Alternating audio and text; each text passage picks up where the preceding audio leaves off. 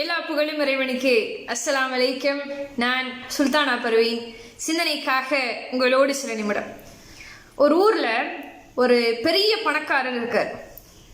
அந்த ஊர்ல இருக்கக்கூடிய எல்லா நிலங்களும் அவருக்கு தான் சொந்தம்.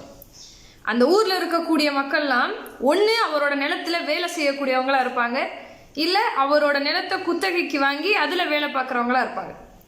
அந்த பணக்காரர் என்ன பண்ணுவாராம், ஒவ்வொரு வாரமும் அவரோட நிலத்தை போய் பார்வையிடுவாராம்.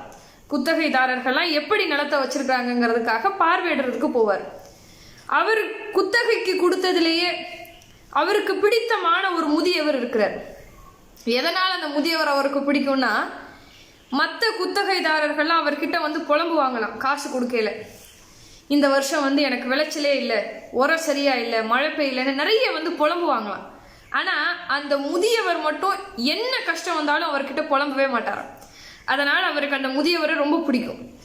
பல காலமாக அவருடைய இடத்துல அவர் வேலை செஞ்சுக்கிட்டு இருந்திருக்கார். அதனால் இவரே பிரியப்பட்டு ஒரு பகுதி நிலத்தை அவருக்கு குத்தகைக்கு கொடுத்துருக்கார்.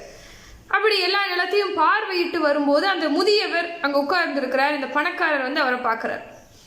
பணக்காரர் வந்துட்டாரு அப்படிங்கிறதுக்காக அந்த முதியவர் எந்திரிச்சு இவருக்கு மரியாதை செலுத்துறாங்க.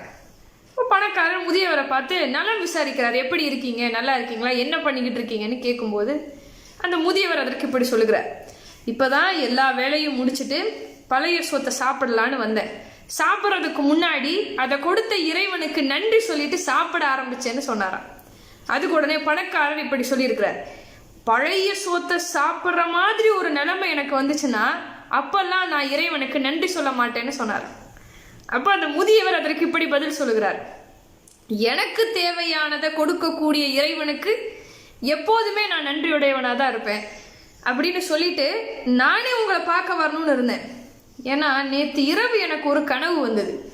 கனவுல ஒரு தேவதை இந்த ஊர்லேயே மிகப்பெரிய பணக்காரர் இன்று இரவு மரணம் அடைந்து விடுவார் அப்படின்னு அந்த தேவதை என்னோட கனவுல சொல்லிச்சு. அந்த கனவுக்கு அர்த்தம் என்னன்னு எனக்கு தெரியல. நானே உங்ககிட்ட அர்த்தம் கேட்கணும், உங்ககிட்ட இதை சொல்லணும்னு நினைச்சேன். நீங்களே என்னை பார்க்க வந்துட்டீங்கன்னு சொன்னாங்க. உடனே அவர் யோசிக்கிறார், இந்த ஊர்லயே பெரிய பணக்காரர்னா யார்? அது நான் தானே.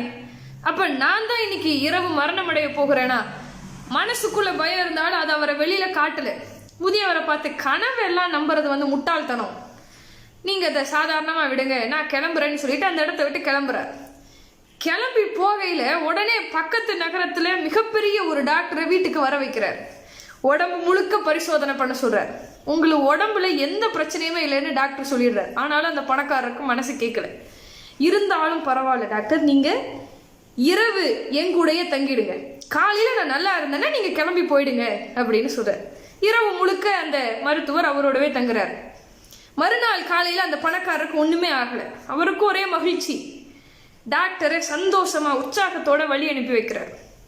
அவர் போனதுக்கு பின்னாடி அந்த பணக்காரரோட டிரைவர் பணக்காரர்கிட்ட இப்படி சொல்றார், நேற்று நம்ம ஒரு முதியவர்கிட்ட பேசிட்டு இருந்தோம்ல, அவர் நேற்று இரவு மரணம் அடைந்து விட்டார், அவர் இறந்து போயிட்டார் அப்படின்னு அந்த டிரைவர் பணக்காரங்கிட்ட சொல்றாங்க.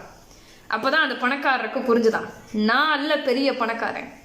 யார் ஒருத்தர் தனக்கு கிடைச்சதை மனநிறைவாக எடுத்துக்கிட்டு இறைவனுக்கு நன்றி சொல்ல முடியுதோ அவங்க தான் இந்த உலகத்திலேயே பெரிய பணக்காரங்கன்னு அப்போதான் அவருக்கு புரிஞ்சுதான். அஸ்ஸலாமு அலைக்கும்.